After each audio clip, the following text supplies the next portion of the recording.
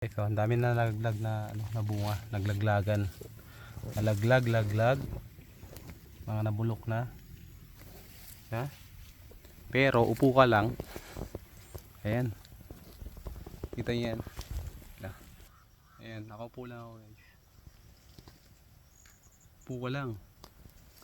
Grabe. Ayan yung bulak, yung ano niya, oh. Oh, nagbuka na. Ayan, guys.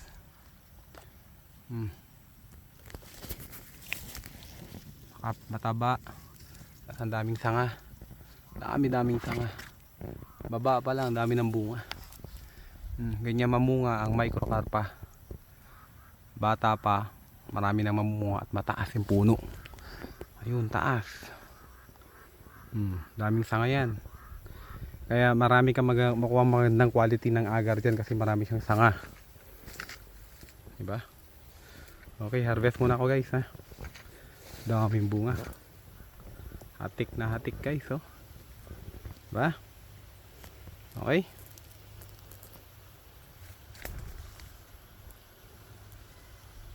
Dami mamunga, grabe.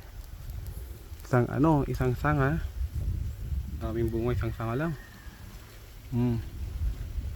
Grabe. 10 puno lang yan. Ang katumbas niya parang 3 puno. Alam mo yun? 1 puno katumbas 3 puno. Ganun. Ang dahon niya parang malasensis lang din. At ang kahoy niya parang malasensis na din itsura. Pero ang kakaiba dito, maraming bunga, maraming sanga, at maaga mamunga. Okay? Alam niyo na ibig sabihin, guys. Tiba-tiba. Alright, thank you very much. Bye-bye.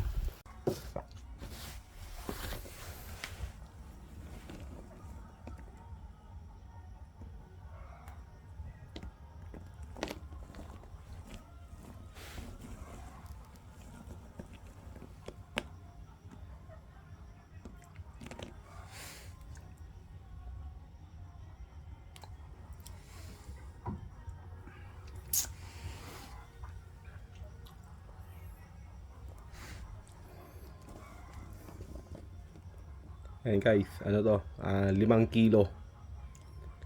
5 kilo. Ano ko na to? Isahang bentahan lang para isa lang yung isahang delivery lang. 5 kilo. 7,000 per kilo.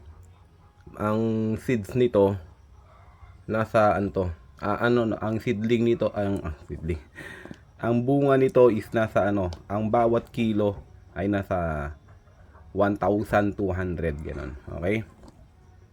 1,200 per kilo nito. Ang piraso niya 7,000 pesos per kilo.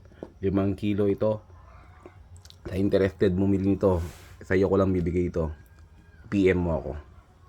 Ang variety nito is microcarpa kasi microcarpa ngayon ang available, ang namumunga. Okay, thank you, guys. Bye-bye.